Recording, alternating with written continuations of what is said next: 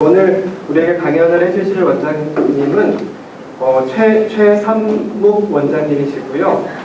지금 진심정신건강의학과 원장님이시고 서울 아산병원 정신건강의학과 외래교수시고 한국중독정신의학과 의사회 국제행위중독저널 편집위원 진심심리상담센터 소장님이세요. 그래서 여러분들 박수로 환영해 주시면 도움이 많이 됩니다. 감사합니다. 네, 감사합니다. 안녕하세요. 안녕하세요. 자, 근데 지금 퇴근하고 피곤하실 텐데 강의를 듣기가 힘드시지 않을까요? 네. 그래도 오랜만에 이렇게 다들 모이셨다 그래서 제가 조금이라도 도움이 됐으면 좋겠습니다. 오늘 저한테 주어진 주제가 바로 요겁니다. 한번 읽어주시겠어요? 현대인이 많이 겪는 정신적인 문제들에 대한 정리와 네, 되게 복잡하죠? 예. 그래도 이렇게 제가 부탁을 드릴 때, 잘 읽어주시는 거 보니까 오늘 강의를 제가 잘 할 수 있을 것 같습니다. 원래 저한테 주어진 시간이 50분 강의, 10분 휴식, 50분 강의인데, 앞에 한 40분 정도 하고, 10분 쉬고, 후반부에 조금 더 이야기를 할 건데, 전반부에는 주로 저희 병원에 오는 분들, 제일 많은 병들이 이제 뭐 우울증, 또 불안장애, 수면 문제, 이런 것들로 많이 오시는데, 그런 것들에 대한 전반적인 어떤 질환에 대한 특성에 대한 얘기를 드릴 거고, 이제 잠깐 쉬었다가 후반부에는 그것들을 어떻게 도와드리고 있는가, 또 여러분들이 스스로 어떻게 그런 부분들을 좀 개선시키고 나아지게 할 수 있을까에 대한 부분들을 후반부에 좀 말씀을 드릴까 합니다. 자, 여러분 스트레스 있으시죠? 네. 예. 제일 크게 얘기하신 분. 누구셨어요?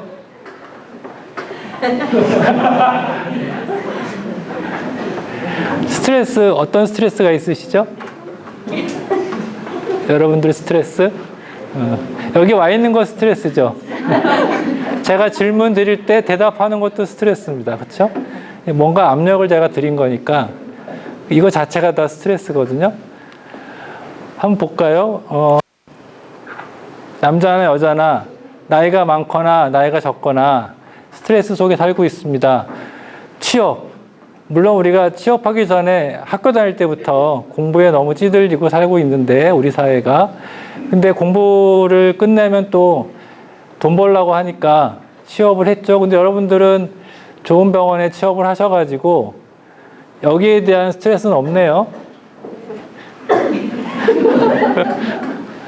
근데 취업하고 보니까 이거 업무가 굉장히 힘들어요. 그렇죠? 예. 힘들죠? 예. 잘하려고 하는데 뜻대로 안 될 때도 있고, 근데 업무는 또 익혀놨는데 또 갈구는 사람이 있네. 뭐라 그러고, 아니면 동료들끼리 약간의 시기 질투, 갈등, 관계 문제가 힘들기도 합니다. 실제 제 외래 오시는 분들, 이제 직장인들 분들은 일이 많아서 힘든 것도 있지만 관계 문제, 상사, 동료, 또 부하 직원 등등 관계 문제가 어렵죠. 그래서 이제 직장은 어느 정도 잘 돌아간다 싶으면 또 가족이 괴롭혀요. 그렇죠? 예. 어머니가 알아 눕는다든지, 예. 동생이 또 뭐 사고를 친다든지. 가족도 잘 돌아가는데 돈이 없어.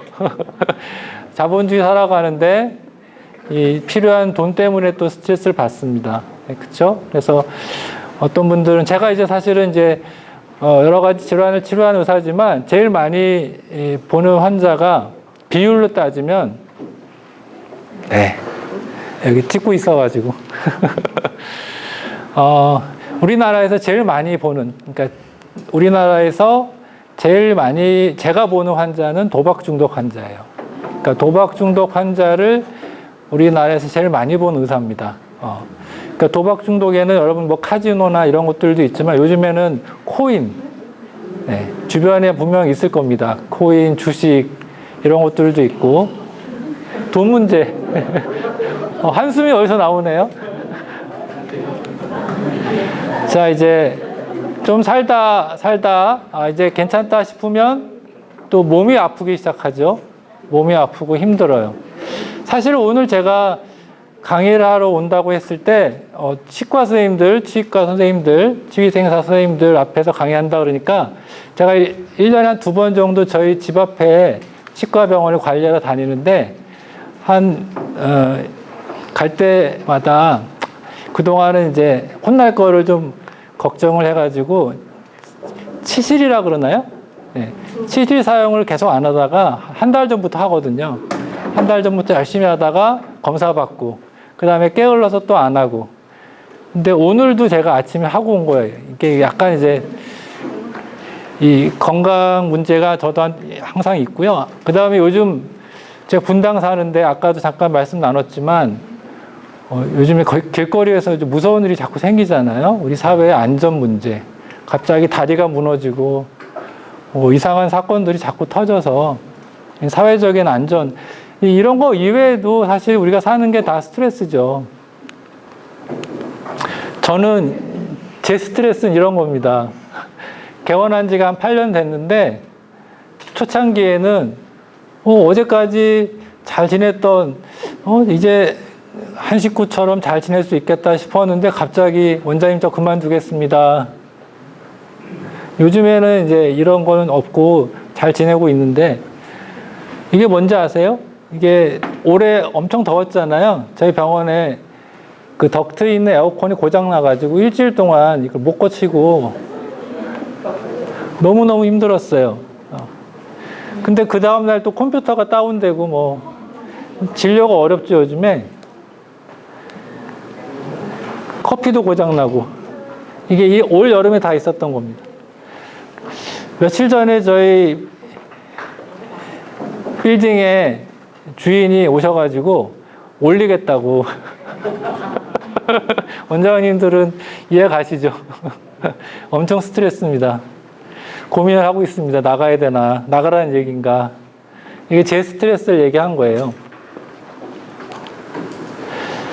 자, 근데 이 세대차의 스트레스도 있더라고요. 요즘에 이제 꼰대 테스트라는 게 있는데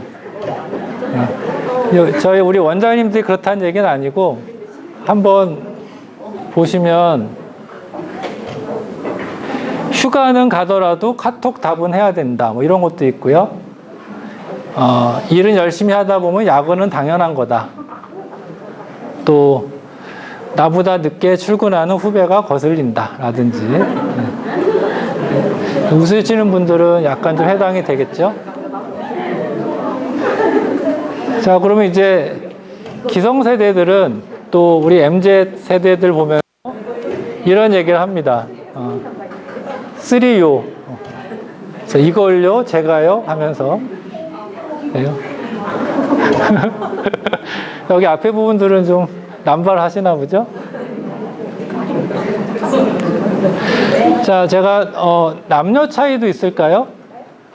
퀴즈를 내면 이제 2019년 KB금융연구소에서 나온 데이터인데 우리나라 1인 생활, 1인 가족들 대상으로 조사를 했습니다. 남자, 여자 따로 현재의 걱정, 남자는 뭘까요? 우선 남자. 제일 뭐가 많이 나올 것 같으세요? 우리 남자분들, 남자 선생님들.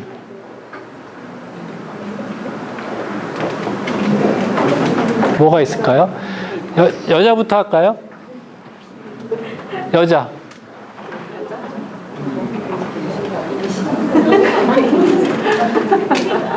답을 볼까요?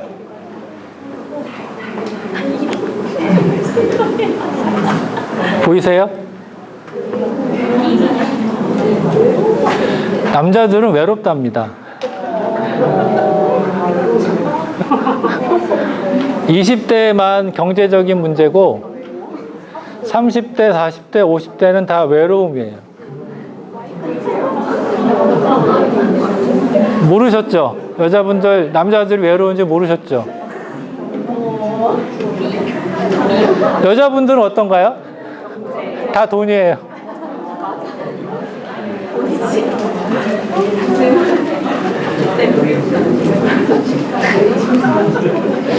자, 그래서 오늘 제가 전반부에 불안장애, 기분장애, 수면장애 여기에 대해서 좀 말씀을 드릴 거고, 아까 말씀드린 대로 후반부에 이것들을 어떻게 치료적으로 돕고 있느냐 이 말씀을 드릴 텐데, 정신과 질환 중에 이거 말고 여러분 또 아시는 거 혹시 들어보신 거 있으세요? 불안장애, 우울장애 뭐 이런 거 말고, 조현병, 예, 또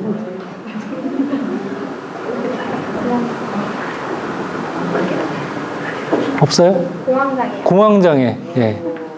공황장애 많이 들어보셨죠? 좀 이따 나올 겁니다. 공황장애. 공황장애 이제 불안장애 중에 하나이기 때문에 예, 꼭 나오게 돼 있고, 뭐 여러분 아까 제가 얘기했던 중독 질환들 많죠. 알코올 중독, 요즘에 또 마약 중독, 여러 가지 성중독 이런 거 되게 많고요.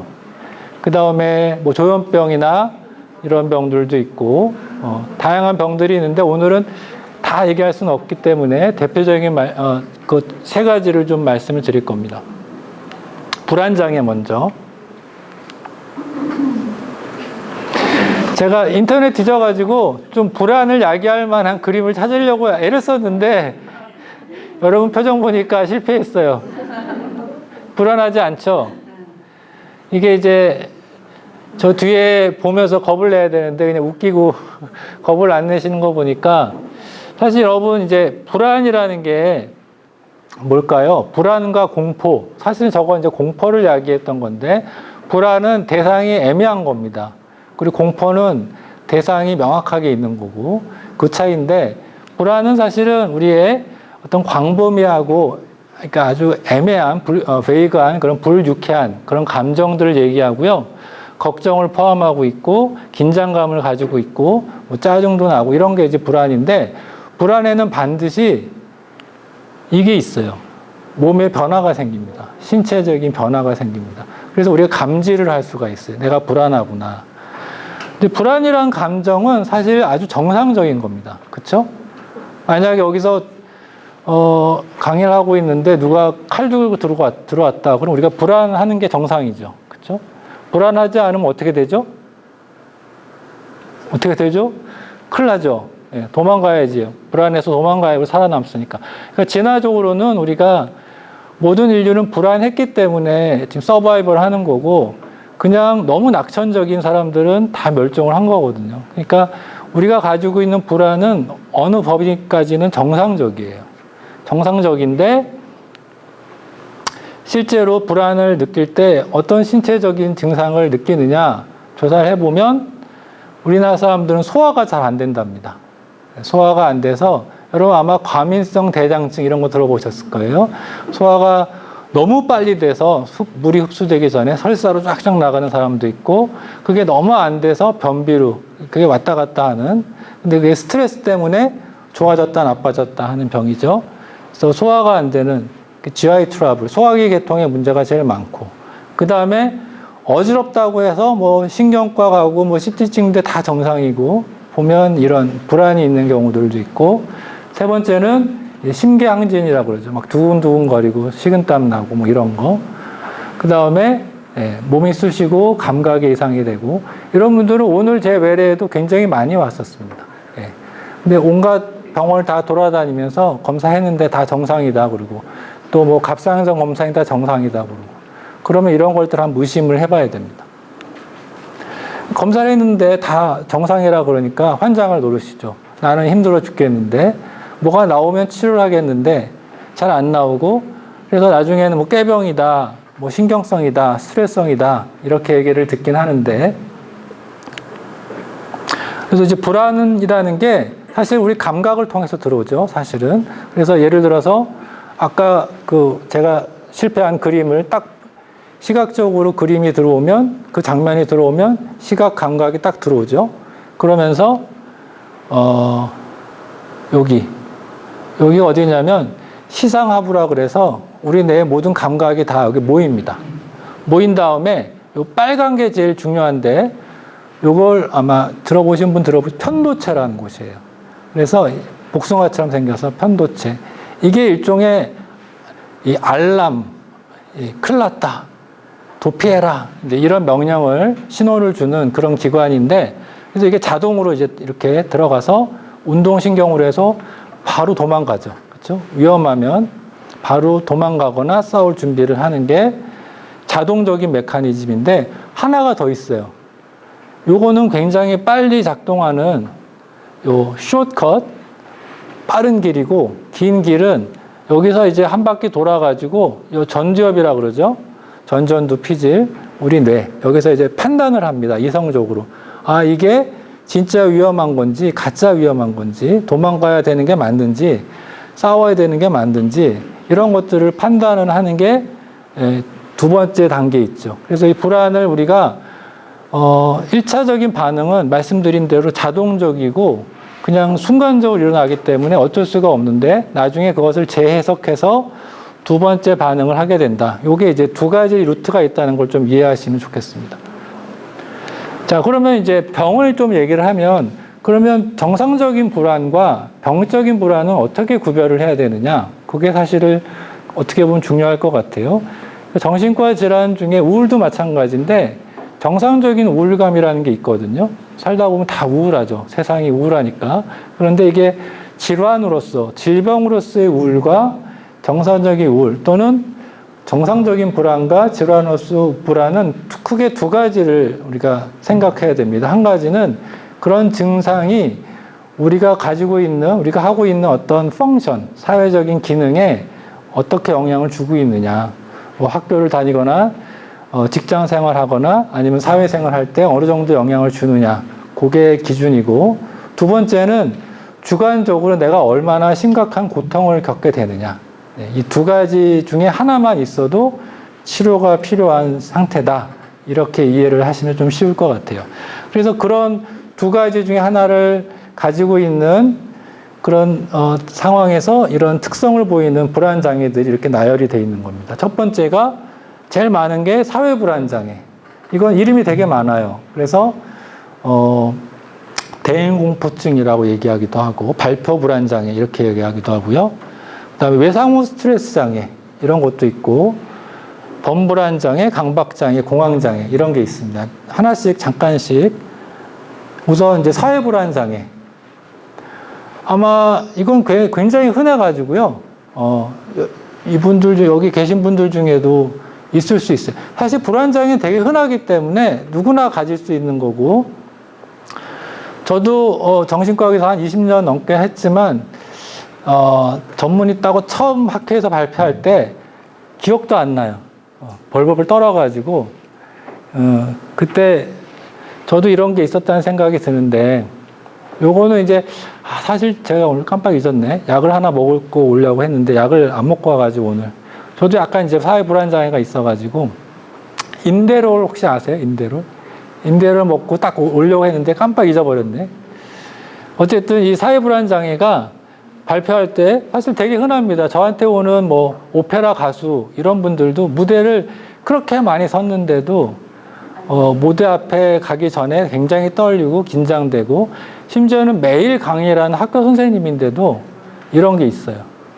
그리고 이제 회사 생활할 때 회의라든지 발표할 때 이런 증상들, 이런 분들의 대부분의 사고방식은 뭘까요? 남들이 나를 어떻게 생각할까? 내가 실수한 거를 남들이 어떻게 바라볼까에 대해 초점이 가 있어요. 그래서 그런 생각들을 수정하는 치료를 같이 하게 됩니다. 자, 두 번째는 범불안장애. 항상 불안한 거예요.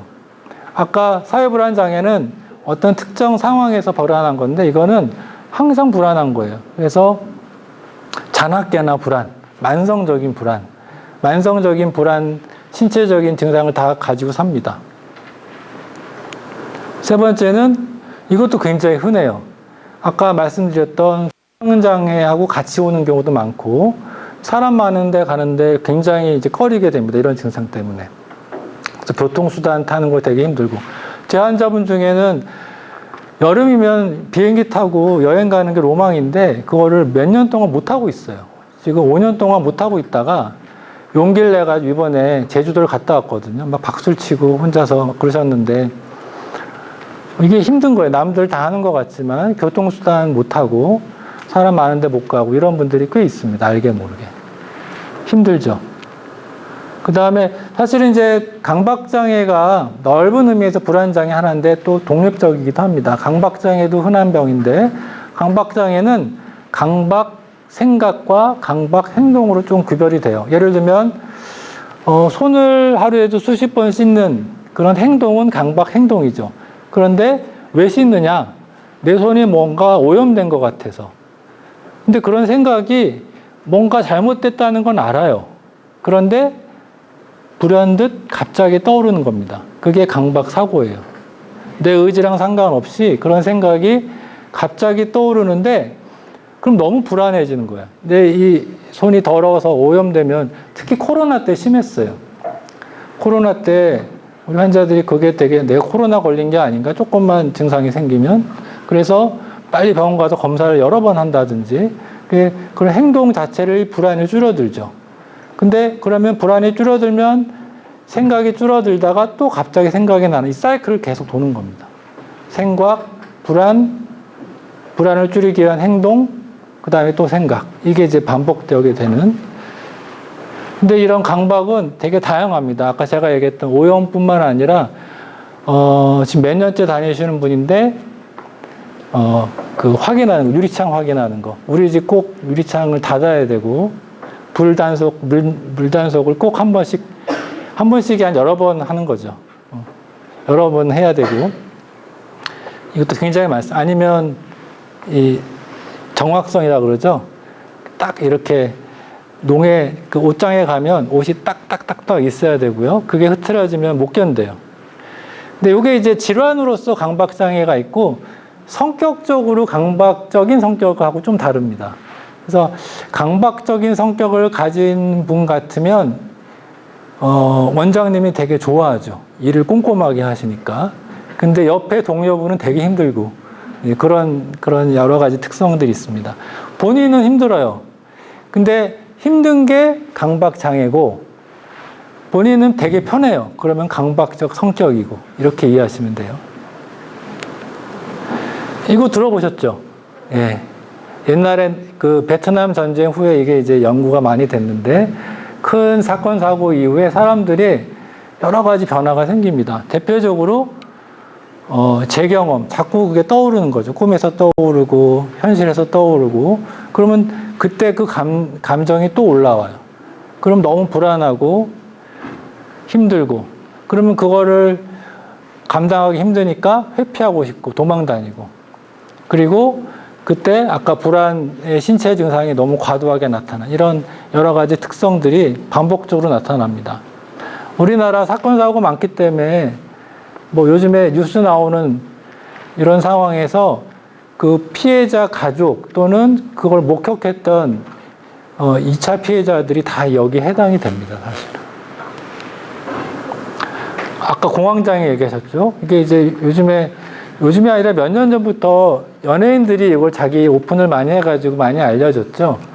그래서 공황장애는 여러분 잘 들으셨을 텐데 공황장애하고 아까 범불안장애랑 다른 점은 범불안장애는 항상 불안한 거고 이건 멀쩡하다가 갑자기 불안해지는 거예요.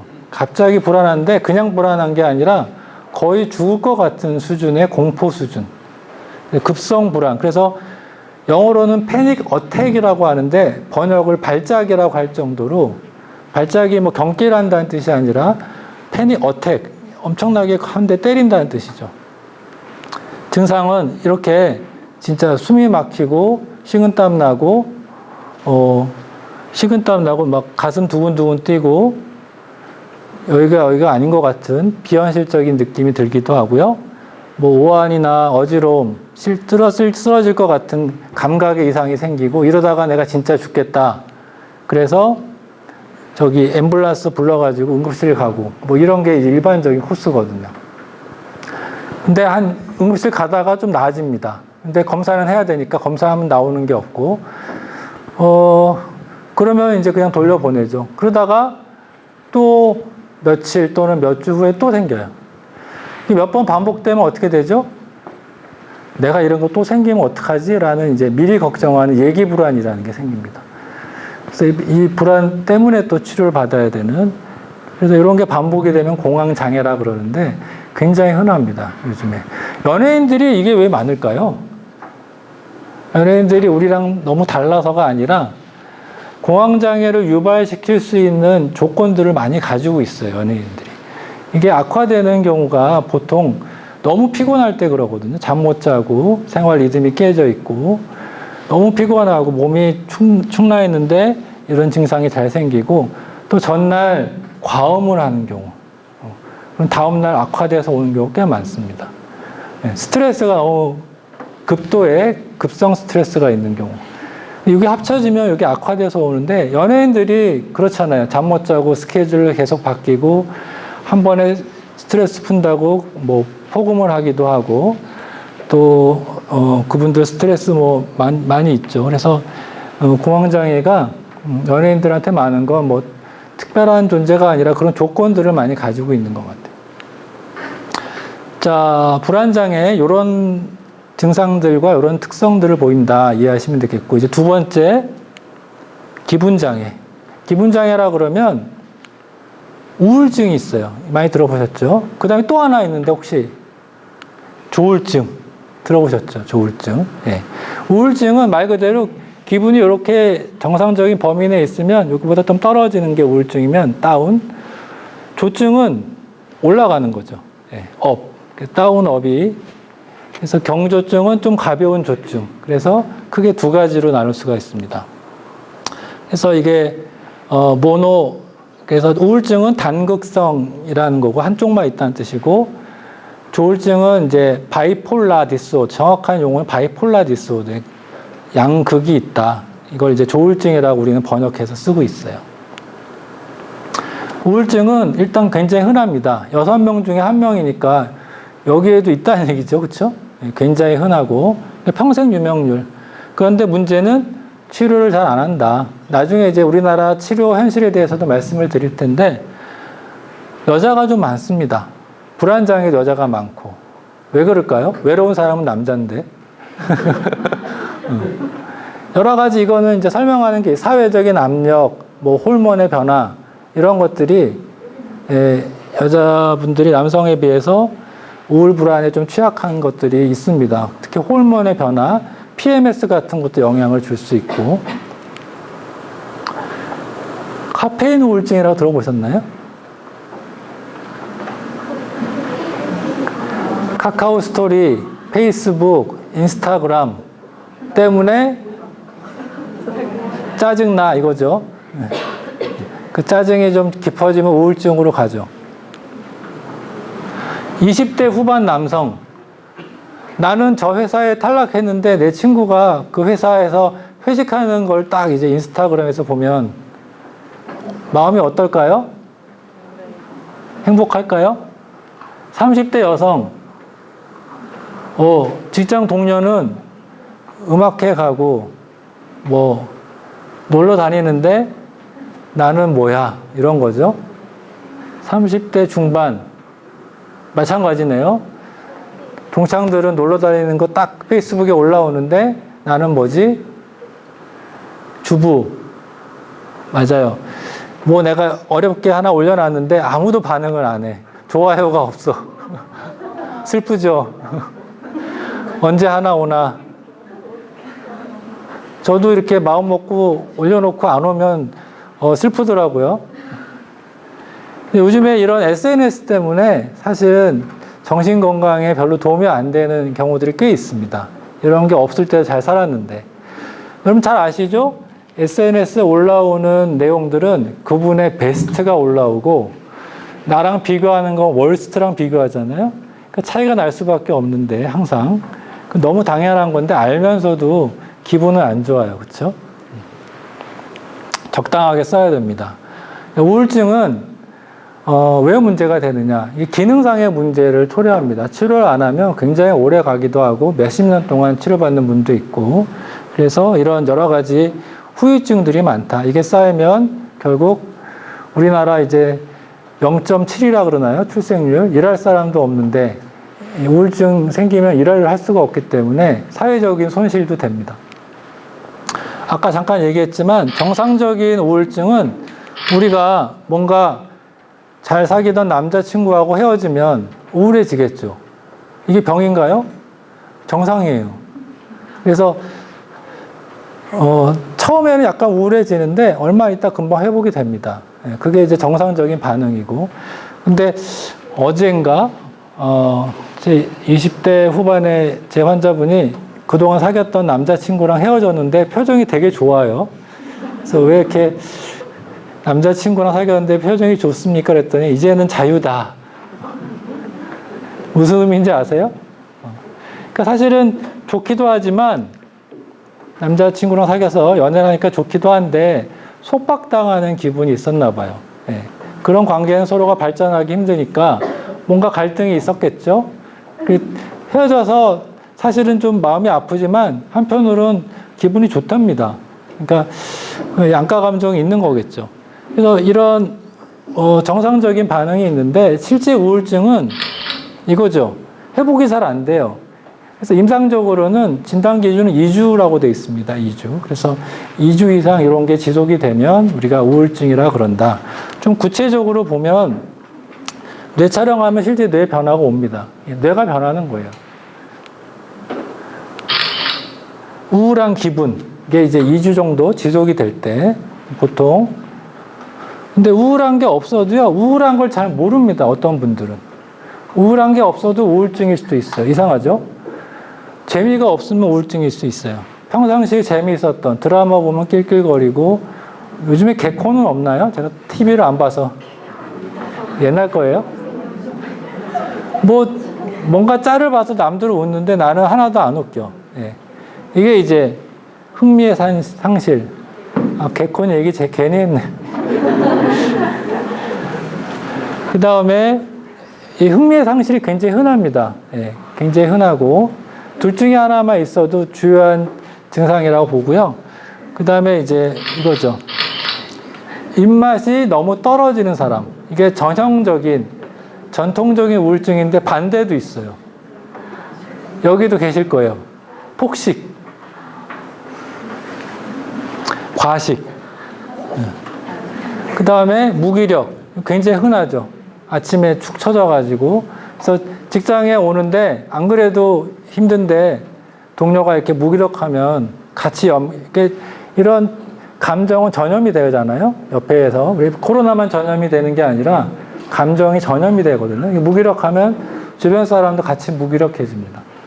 금방 알아요. 이 사람이 좀 무기력한지 금방 보여요. 그 다음에 잠도 마찬가지로 전형적인 특성은 잠이 안 오는 건데, 못 자는 건데, 과수면이라고 하는 또 반대대로 잠을 너무 많이 자는 경우도 있습니다. 그래서 과식을 하거나 과수면 경우는 우리가 비전형 우울증이라고 그래요. 전형적인 우울증, 티피컬한 디프레션이 아니라 에이티피컬한 디프레션을 해서 그런 경우에는 약간 조울증으로 가는 약간의 의심을 할 수도 있고 아니면 약간의 성향이 좀 다를 수도 있지만 어쨌든 큰 우울증 중에 하나입니다. 그 다음에 하나가 심각한 경우에 자살, 생각 또는 시도 이런 거를 하기도 하죠. 응급 상황이죠. 정신과에서 응급은 딱 하나입니다. 요거 자살. 사람이 죽고 사는 요거 딱 하나고 나머지는 거의 죽고 사는 문제는 없는데 요거 하나가 사람을 힘들게 하죠. 가족도 힘들게 하고 의사도 힘들게 하고 이 자살 문제는 아주 크리티컬하죠. 근데 죽지는 않더라도 제 환자 중에 이제 개원한 지 제가 8년 차인데 거의 7년 차 계속 다니는데 처음부터 죽겠다고 지금까지 살아 있어요. 요즘은 어떠냐? 지금도 죽고 싶대요. 그러니까 삶이 계속 이제 만성 우울증도 있거든요. 네, 기분 부전 장애라는 것도 있고 그래서 좀 지속적으로 삶이 좀 다운돼 있는데 그거를 어렵게 이제 살아가시는 분들도 꽤 있습니다. 그래도 분명히 치료 8년 전보다는 많은 게 달라져 있어요. 삶의 태도가 달라져 있고 자세가 달라져 있지만 여전히 머릿속 한 구석에서는 뭐 살 이유가 있나? 뭐 이런 생각을 계속 하시는 게 있죠.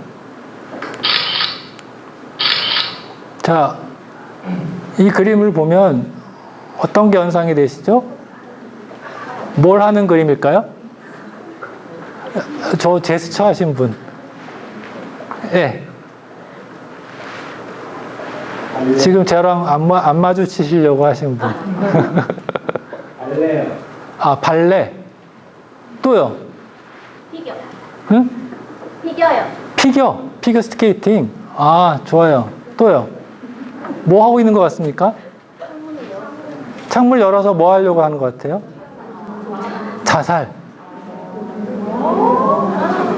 아, 이제.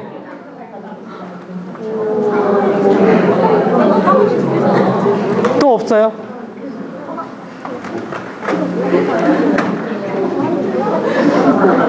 자, 이거 해석하기 나름 답이 없는 겁니다. 정답이 있는 게 아니라, 이게 우리가 이제 정신과 오면 심리검사 같은 걸 하는데, 투사검사라는 거예요. 프로젝션 테스트. 그래서 정답은 없는데, 내 마음 한구석에 있는 생각이나 감정, 이런 것들이 뭔가 투사가 된다, 전달이 된다.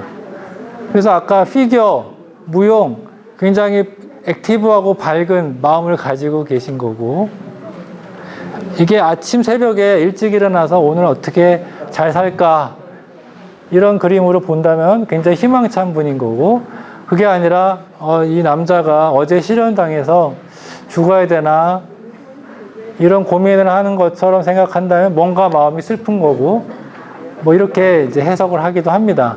물론 그렇게 단정 짓진 않고 이런 다양한 검사들을 반복하면서 반복되는 패턴들을 찾죠. 이런 검사를 통해서 우리가 숨겨져 있는 감정들을 찾아내기도 합니다. 그런데 우울증 가진 분들은 실제로 이런 사고방식들을 많이 가지고 있어요. 예를 들면 팀 플레이를 하는데 뭔가 팀 성적이 안 좋답니다. 그래서 항상 내가 문제여서 우리 팀이 안 좋아, 내 탓을 꼭 하세요. 3년 동안 하셨는데 최근에 와서 내 동료도 좀 문제가 있는 것 같아요. 그래서 이분은 많이 좋아졌다, 이런 생각이 들었는데 좀 균형 잡힌 생각을 하지 못하고 내 탓, 그리고 이게 영원히 반복적이 될 것 같고 앞으로 희망이 없는, 이걸 우리가 학습된 무기력이라고 그러죠. 처음에는 누가 때리면 반항을 하는데 계속 맞다 보면은 나중에 반항해봤자 내가 어차피 이게 학습이 되면 그 다음에 반항을 못하게 되는, 굉장히 이제 사회적인 무기력감에 우리가 뭔가 도전을 하는데 이게 의미가 없어, 이렇게 되는 거거든요. 굉장히 힘들죠. 그 다음에 나도 힘든데 나 자체도 부정적인데 세상이 이제 부정적인 거예요. 세상에 온통 부정적인 거고, 뭔가 이제 완벽주의, 흑백 논리, 그리고 내가 뭔가 잘 풀리면 내가 그럴 리가 없는데 이건 운이야. 내가 잘해서 뭔가 잘 풀린 게 아니라 그냥 다른 이유 때문에 그럴 거라고 이렇게 생각하는 경향도 많습니다. 자, 이거 몇 살이 적은 걸까요? 남자가 적은 건데 힌트는 남자. 이 나이 되니까 두렵다. 잘하는 것도 없고 이것도 못하면 이제 끝이다. 뭐 하나 잘하는 것이 없다. 하루 종일 우울하고 무기력하다. 중학교 2학년짜리가요. 이것도 못하면 이것은 이제 게임이에요. 롤인데. 제 환자가 아니라 제가 이제 좋아하는 정신과 선생님한테 왔던 케이스 이렇게 발표할 때 인용하셨던 그림인데, 중2도 이런 생각을 합니다. 요즘 성숙해가지고요. 근데 우리 나이도 다 이런 생각 하지 않나요? 그쵸? 이 나이 되도록 뭐 했나. 나이에 따라서 약간씩 반응이 다릅니다. 청소년 반항하는 게 우울증이 숨겨져 있을 수도 있고, 그 다음에 중년들은 또 빈둥지 증후군, 열심히 애들 키워놨는데 아무도 없고 각자 짝 초작하고, 이제 50대 어머니 아버지들이 허무하고, 노인분들은 노인분대로 기억력 떨어지고 치매 같은데 치매는 아니라고 그러고, 이게 이제 우울증으로 나타나기도 하죠. 그 다음에 폐경기 중년 남성, 원장님도 이제 중년 남성이시죠? 사회적인 압박감. 자살 생각은 여자들이 더 많이 하는데 자살률은 남자가 2배나 높습니다. 아까 우울증도 불안증도 여자가 많은데 실제로 자살 행동은 남자들이 해요. 하면 합니다, 남자들은. 그러니까 이게 하면 안 되는 건데 시도는 남자들이 훨씬 더 많이 해요. 여러 가지 다른 이유도 있습니다. 자, 잠깐 이제 5분 정도 수면 얘기하고 마칠게요. 그래서 불면증 여기 있으세요? 불면증은요, 요거는 제가 질환뿐만 아니라 좀 팁을 드릴 텐데 간단하게 잠을 자는 게 목적이 아닙니다. 치료 원칙은. 물론 자야 되지만 잘 자는 게 목적이고 원인이 있어요. 그 원인을 개선시키는 게 가장 중요합니다. 원인을 일단 찾아요. 원인이 되게 다양합니다. 사실은. 통증, 아파서 못 잘 수도 있고 방광 문제가 생길 수도 있고 이렇게 신체적인 문제, 하지불안도 있고요. 수면 무호흡, 코골이 이런 것들 수면 방해하죠. 그 다음에 저희 과에 주로 다루는 이런 정서적인 문제, 스트레스, 이게 불면증의 원인이기도 하고, 사실은 제가 강조하고 싶은 게 특히 아까 SNS, 인터넷, 유튜브, 스마트폰 때문에 요 생활 습관, 리듬이 깨지는 경우가 굉장히 많아요. 특히 20, 30대, 10대, 20대. 그래서 자는데 습관이 잘못 들은 겁니다. 그러면 우리 뇌는 입력된 대로 출력을 하기 때문에 계속 같은 값을 입력을 해야 되는데 어느 날은 12시, 어떤 날은 2시 이렇게 자면 뇌에서는 입력이 안 돼요. 헷갈리죠. 그래서 제대로 잠을 잘 수가 없어요. 점점 누웠는데 잠이 안 오고 그러면 습관대로 핸드폰을 보면 이제 망가지기 시작합니다. 수면 패턴이 완전히 망가지고 그래서 어차피 어쩔 수 없이 직장을 가는데 하루 종일 멍하고 그럼 빨리 자야 되겠다. 근데 누웠는데 잠이 안 오죠. 왜냐하면 이미 입력값은 어제 잤던, 그동안에 잤던 2시, 3시로 돼 있거든요. 그러면 또 이걸 봐야 되죠. 이게 악순환이 계속됩니다. 이게 수면 주기 장애라고 그래요. 그래서 제일 중요한 건 멜라토닌 들어보셨죠? 멜라토닌은 해가 지면은 자동으로 나오는 거고 해가 뜨면 콜티졸이 나와서 이제 각성을 시키는 건데 요 자연의 리듬을 우리가 순응을 해야 되거든요. 그래서 잠을 잘 때는 자고 깨었을 땐 깨고 요 리듬을 우리가 잘 맞춰줘야 정상적이고 건강한 수면을 유지할 수가 있는데 이걸 방해하는 요인들이 있죠. 그걸 여러분들이 제거하는 게 사실 제일 중요합니다. 이게 수면 사이클인데 예를 들면 이게 12시고 이게 8시면 여기서 이제 얕은 잠을 자고 점점 깊은 잠을 자고 요 사이클을 몇 번 돕니다. 그걸 깨고 요게 이제 레피드 아이 무브먼트라 그래서 눈이 이제 왔다 갔다 한다 그러는 요때 꿈을 많이 꾸는 요때는 얕은 잠을 자는 그런 구간이고 주로 초반에 깊은 잠을 많이 자거든요. 그래서 사실은 요 깊은 잠을 자다가 점점 얕은 잠을 깨서 정상적으로 깨는 이런 과정인데 요건 다 아실 거예요. 여기서 중요한 건 누워서는 아무것도 안 한다. 잠만 잔다. 요게 핵심이에요. 이게 습관을 만들어요. 훈련을 시키는 겁니다. 뇌한테 그런 입력을 계속 해야 되는 거고 해야 될 거는 제일 중요한 건 여기서 1번입니다. 어제 몇 시 잤는지가 중요한 게 아니라 몇 시에 일어났냐가 중요해요. 그게 리셋 버튼이에요. 그래서 기회가 한 번 더 옵니다. 여러분 외국에 가면 똑같은 행동을 하거든요. 우리가 외국에 시차 적응할 때도 자려고 하면 잠이 안 옵니다. 방법은 그때 그날 그 나라에 아침에 그 시간대 일어나야 리셋이 돼서 며칠 만에 적응이 되는 원리하고 똑같습니다. 그래서 다행히 직장 생활하는 분들은 최악으로 가진 않죠. 억지로 일어나니까. 근데 직장 생활 안 하면 완전히 망가지는 경우 학생들 대학생들 방학 생활할 때. 그래서 수면 중위 장애는 아까 이렇게 말씀드린 수면 리듬을 유지하는 게 제일 중요하다. 누워서 잠이 안 올 때 이게 이제 전반부 마지막 슬라이드 같은데 이런 경우 있죠. 양 뭐 몇 마리 숫자 세고 다 소용없다는 거 아시죠? 그러면 이제 유튜브 보고 어떤 분들 요즘에 뭐 유튜브에 잠이 잘 오는 음악 듣고 잠이 잔다고 그러고 나는 TV를 켜야 잠이 옵니다 이런 분도 있고 사실은 그게 잘못된 습관이에요. 그 조건화 시키는 거예요. 자꾸 뭘 갖다 붙여서. 저는 집에서는 안 좋아하는데 저는 좋습니다. 누우면 30초입니다. 훈련을 그렇게 해서 어제는 한 10초 만에 잔 것 같은데 집에서 제일 안 좋아하죠. 이유는 아실 거예요. 잠을 포기하는 겁니다. 꼭 자야 된다 그러면 우리는 암묵적으로 긴장하게 돼 있어요. 긴장하면 각성이 돼서 당연히 못 자죠. 역설적인데, 오늘은 글렀다. 예, 내버려 두고 포기하면, 그 다음에 운이 좋으면 잠이 올 수도 있고, 운이 안 좋아도요, 눈을 감고 쉬면 돌아다니는 것보다는 훨씬 우리가 휴식을 취하는 거거든요. 목적은 아까 얘기했지만 원래 일어나는 시간에 일어나서 내일을 기약하는 거예요. 그러면은 내일 또 리셋이 돼서 한 번 더 기회가 옵니다. 이렇게 해서 정상적인 수면을 살면 되는데 그게 안 되기 때문에 계속 미련을 두고 수면제 복용을 너무 과도하게 한다든지 이러면서 문제가 자꾸 악화되거든요.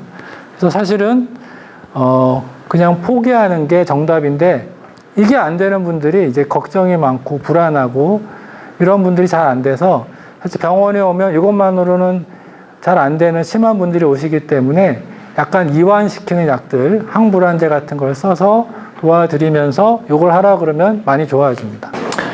저희가 전반전에 우울증, 불안장애, 뭐 수면 이런 얘기를 잠깐 했는데 사실은 이제 후반부가 더 중요합니다. 그렇죠? 후반부에 이런 것들을 어떻게 해결해야 되느냐 그 문제를 저희가 조금 얘기를 하려고 하는데 시간이 사실 명강의는 시간 딱 맞춰 끝내는 게 명강이어서 마지막이 몇 시죠? 8시 반이에요? 8시 50분인가요? 8시 50분? 9시요? 네. 열심히 하겠습니다. 아까 이제 저희가 스트레스가 많다고 그랬는데 요거의 특성이 뭡니까? 네, 불확실성. 우리가 몰라요. 네, 불확실합니다. 세상이 불확실하고 내가 나도 모르는데 남을 어떻게 알고 우리가 잘 몰라요. 모르기도 하고 불확실합니다. 여기서 이제 불안이라는 게 나타나죠. 불확실하고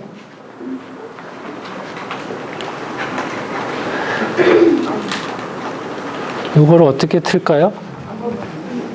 한 번 더 누르면 되나요? 그래서 되네요.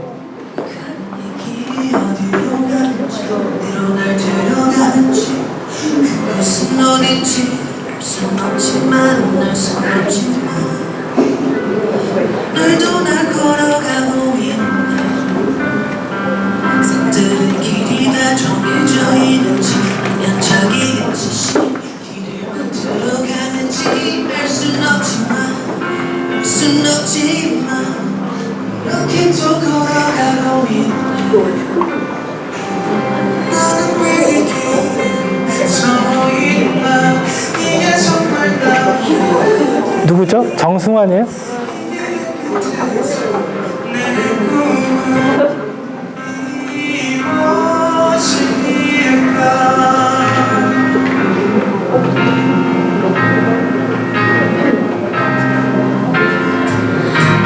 내게 정말 기쁨을 주는지 돈인지 별인지 아니면 내가 사랑하는 사람들인지 알고 싶지만 아직도 답을 들을 수 없네 자신 있게 나의 길이라고 말하고 싶고 그렇게 믿고 돌아보지 않고 후회도 하지 않고 걷고 싶지만 아직도 나는 자신이 없네 나는 나의 길에 서 있나 이게 정말 나의 길인가 이 길의 끝에서 내 꿈은 이루어질까 나는 무엇을 꿈꾸는가 그건 누굴 위한 꿈일까 그 꿈을 이루어 끝까지 듣고 싶은데 그쵸? 너무 좋은데 시간 때문에 집에 가서 들으세요.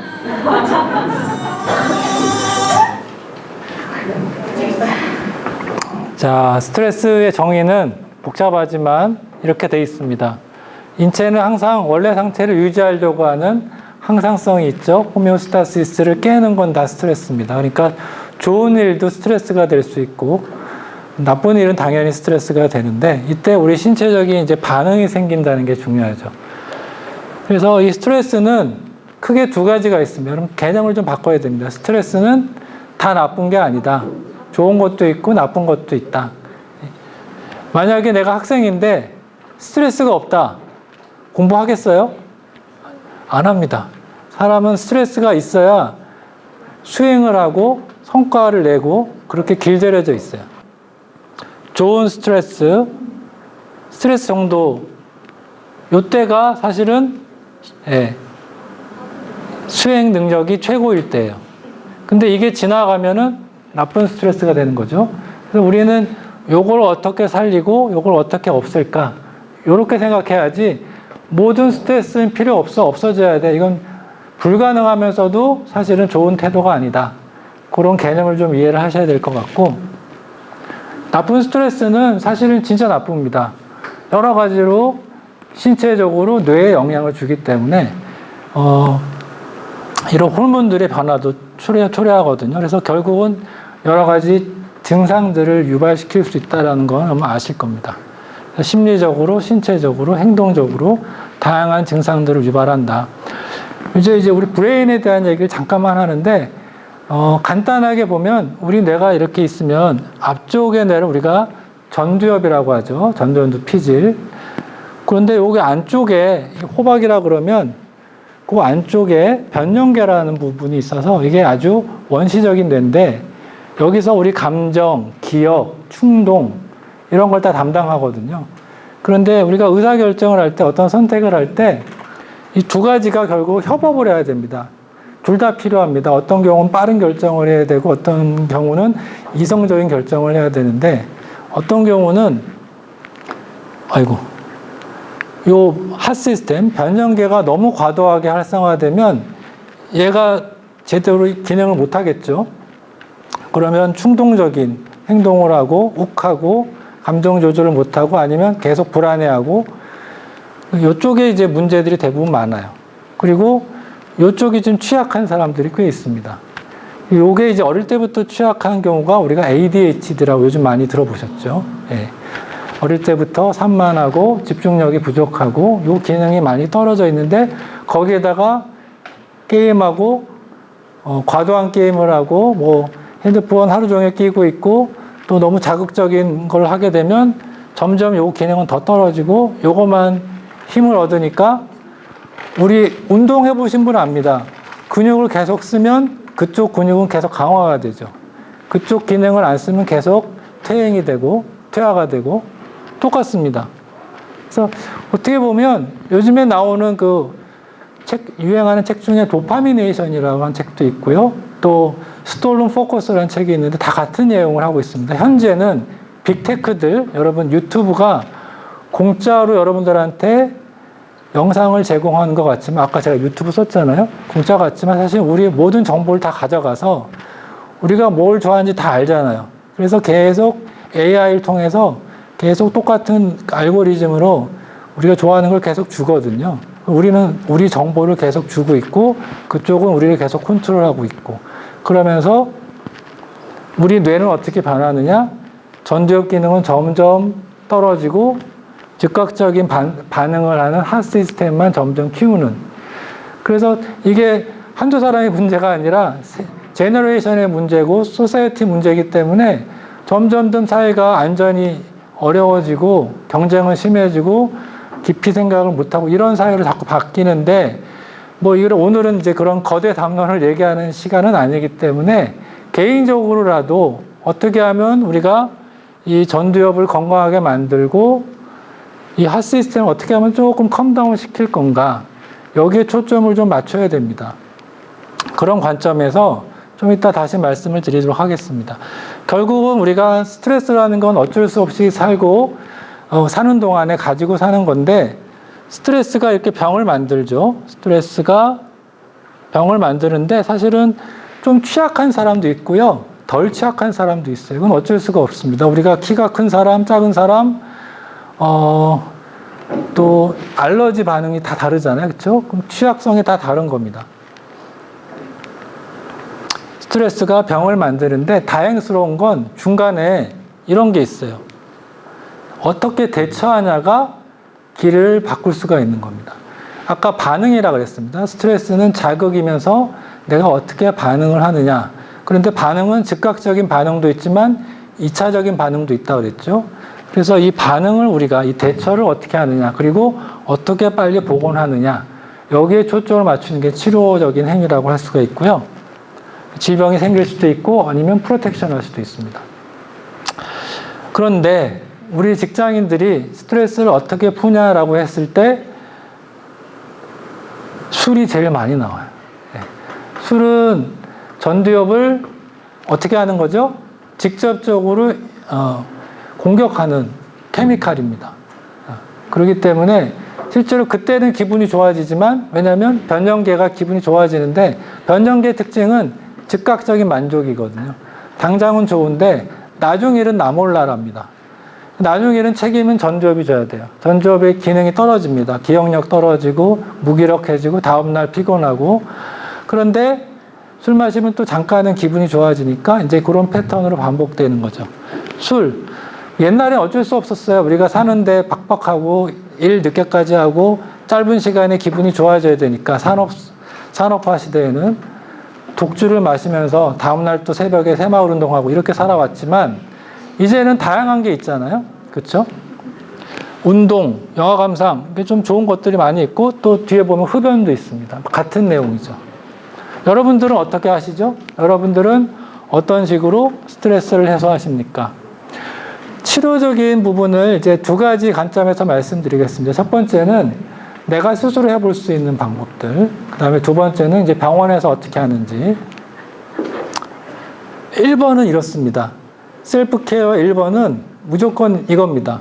루틴. 이게 제일 중요하다. 오늘 다른 거 다 잊어버려도요. 내 삶에 내가 루틴을 내가 어떻게 가져가냐. 이게 내 삶을 좌지우지할 거다. 내 건강을 좌지우지할 거다. 기본적으로 가장 베이직한 거다. 요거의 개념을 가지고 가시면 성공이라고 생각이 들어요. 루틴은 잘 먹고 잘 자고, 이 중에서 잘 자는 게 1번입니다. 잘 자야만 잘 먹을 수 있어요. 연동이 되어 있습니다.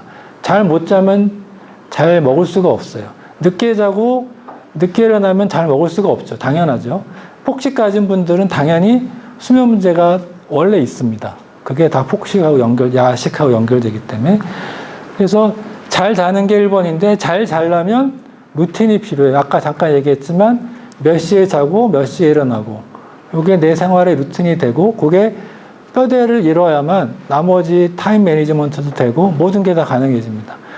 ADHD 분들은 그게 안 돼요. 타임 매니지먼트가 안 되는 거, 수면 패턴이 왔다 갔다 하면서 그냥 충동적으로 자기가 하고 싶은 거 하고, 그러니까 계획적으로 못 살고 계속 문제가 축적이 됩니다. 그래서 여기서 루틴을 만드는데 여러분들이 필요한 것들을 생각해 보셔서 방해하는 요인들을 제거하고 추가해야 될 요인들을 추가하고, 이렇게 루틴을 만드는데 조금 아이디어를 내보시면 좋겠고, 두 번째는 이완입니다. 많이 들어보셨죠? 릴렉세이션, 이게 얼마나 중요한 건지. 그래서 불안장애는 거꾸로 이완이 안 되는 겁니다. 한마디로 얘기하면. 우리 신체는 희한하게 돼 있는 게 긴장, 불안과 이완은 함께 공존할 수가 없어요. 근데 아까 불안, 공포는 자동적인 반응이거든요. 말씀 계속 드렸죠. 우리가 명령할 수가 없습니다. 자율신경계가 작동하기 때문에. 그런데 거꾸로 우리가 이완을 시켜버리면 어떻게 되죠? 공존할 수 없기 때문에 불안과 공포는 자동으로 컨트롤이 됩니다. 이 원리예요. 어떻게 보면 되게 간단한 원리인데 훈련을 해야 됩니다. 그래서 이걸 릴렉세이션 트레이닝이라고 할 정도로 이완 훈련을 많이 합니다. 다양한 방법이 있어요. 아주 다양한 방법이 있고, 대표적인 게 심호흡이죠. 심호흡이 굉장히 중요합니다. 심호흡을 여러분들 자주 하시나요? 한숨을 쉬죠. 한숨이 심호흡의 하나의 이제 비슷한 메커니즘이에요. 심호흡은 말 그대로 우리가 얕은 호흡이 아니라 깊은 호흡을 얘기하는데, 정확한 뜻은 요걸 얘기하면 됩니다. 자율신경계 조절한다. 왜냐하면 자율신경계는 우리 명령하는 신경계가 아니라 오토매틱이니까 자동으로 돌아갑니다. 숨 쉬고 열 나고 호흡하고 소화되고 이거 자동으로 안 하면 큰일 나죠. 우리 깜빡 잊으니까. 그러면 다음날 장례식장 가야 되니까 자동으로 돌아가는 게 당연한 겁니다. 그런데 여기에는 교감과 부교감이 있죠. 교감은 열받을 때, 불안할 때 올라가는 거고, 그게 줄어들면 부교감이 이제 균형을 잡은 거고, 그렇게 이해하시면 되는데, 불안장애나 공포 이럴 때는 당연히 교감이 너무 과도하게 힘을 받을 때고 부교감이 떨어져 있습니다. 그런데 아까도 얘기했지만 자율신경계는 우리가 명령할 수가 없습니다. 그런데 이미 들으셨죠? 불안을 직접 줄일 수는 없으나 이완을 시키면 불안이 줄어드는 원리예요. 근데 이완을 어떻게 시키느냐? 심호흡이 가능하다고 그랬죠. 심호흡이 가능한 이유는 요거죠. 원래 의학적인 호흡은 횡격막 호흡입니다. 심호흡은 이게 깊은 호흡이라는 뜻이고 횡격막이 오르락 내리락 하죠. 한번 해보실래요? 숨을 천천히 들이쉬고 들이쉴 땐 코로 잠깐 멈췄다가 천천히 입으로 내쉬고 지금 잠깐 해보세요.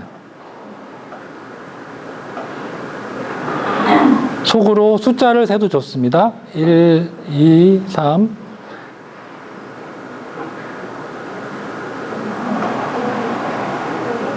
이걸요 한 3번, 4번만 해도 긴장이 풀립니다. 아마 저는 한 10번 하면 잘 것 같은데. 그래서 이걸 훈련을 해 놓으면요 웬만한 긴장, 불안, 공포 아니면 싸우고 싶은 그런 분노 이런 게 아까 변연계에서 다 일어나는 일들이거든요. 그래서 요거를 하는 게 굉장히 중요합니다. 왜냐하면 요 횡격막에 뭐가 붙어 있냐면 부교감 신경계 브랜치 이 미주신경이 붙어 있어요. 그러니까 그걸 딱 건드리는 셈이 됩니다. 우리는 버튼을 하나 가지고 있는 이 버튼처럼. 그럼 열받을 때 버튼을 누르자. 심호흡을 하면 부교감 신경계가 버튼을 눌러지는 거예요. 그러면서 자동으로 이 변연계 기능이 떨어지는 이 원리를 여러분들 이해하면서 심호흡 훈련하면 훨씬 잘 될 겁니다.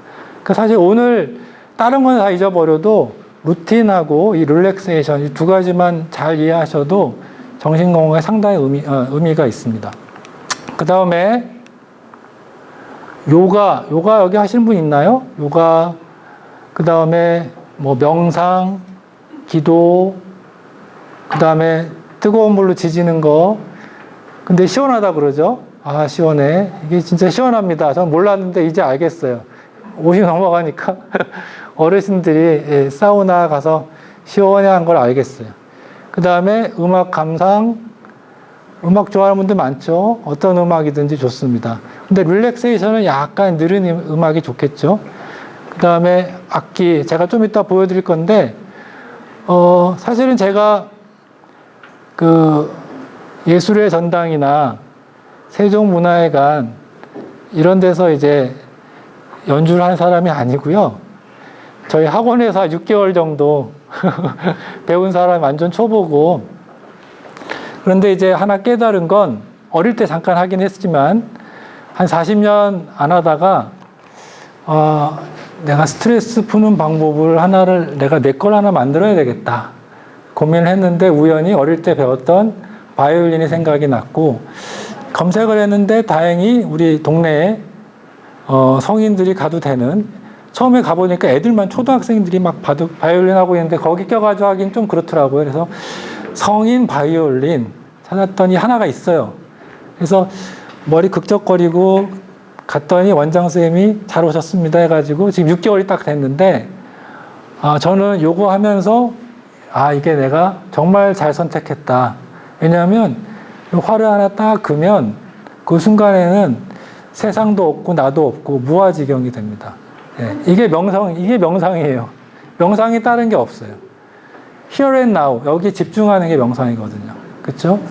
네, 무아지경 맞아요.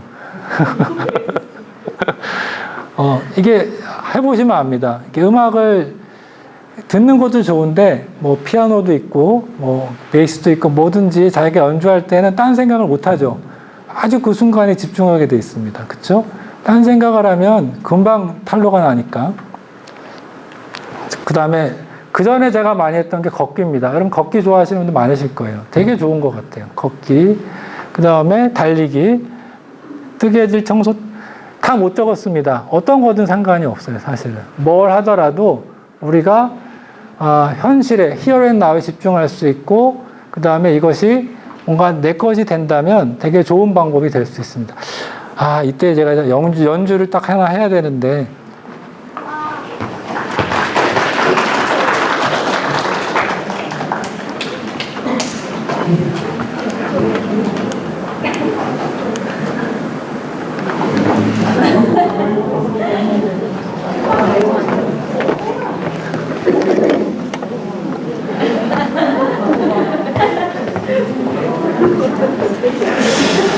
자, 제가 할 때 이 사람이 뭘 틀리나 이런 걸 보지 마시고 그냥 잘 들어주시면 좋겠습니다. 여기서 하면 되겠네요.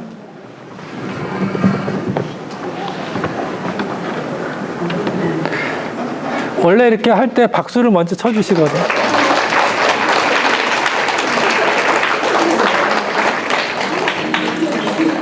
하지 말라고 하나? 우리 기하지.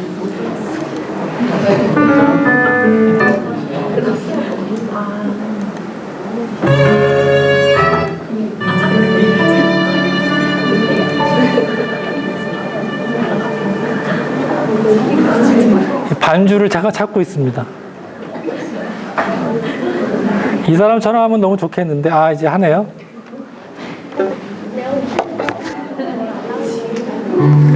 반주 나가나요?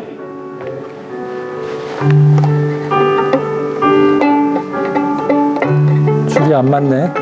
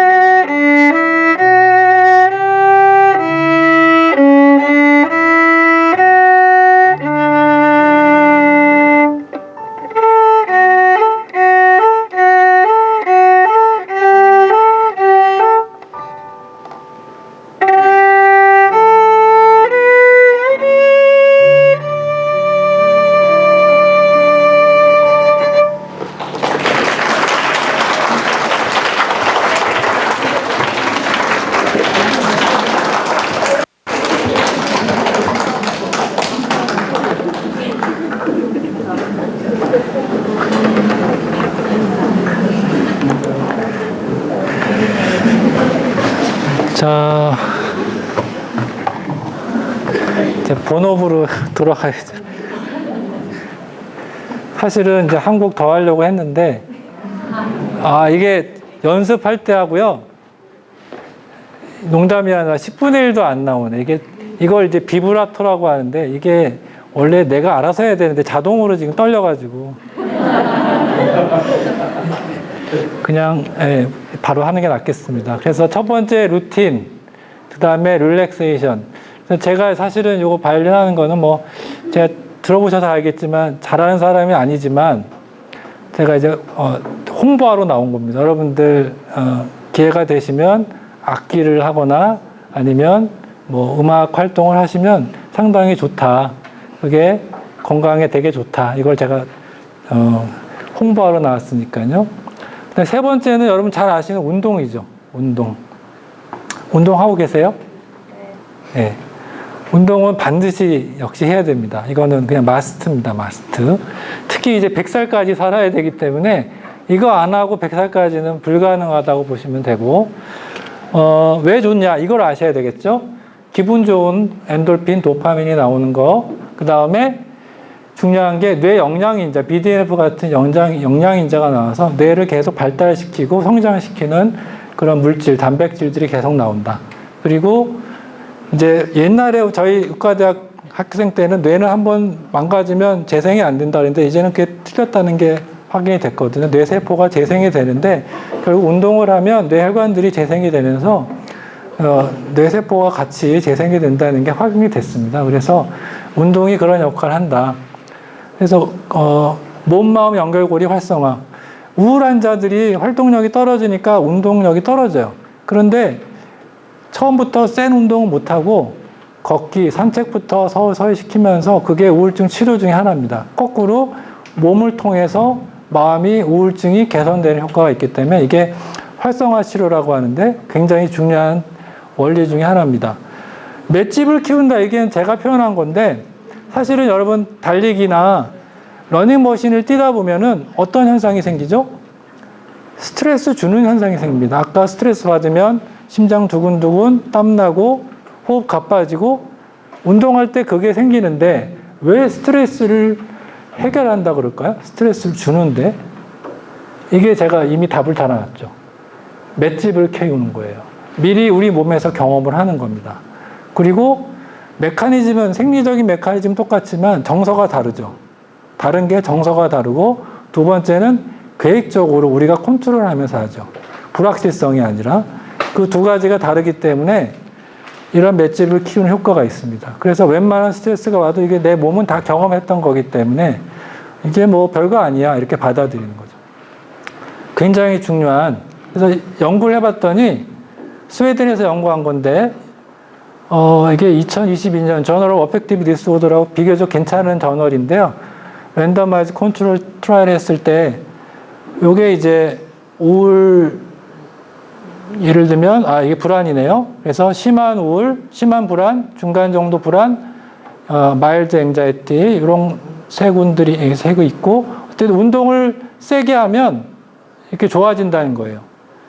운동을 약하게 하면 약한 만큼 덜 좋아지고 운동을 안 한 그룹에 비해서 운동을 조금 한 사람, 운동을 세게 한 사람은 세게 할수록 불안이 더 줄더라.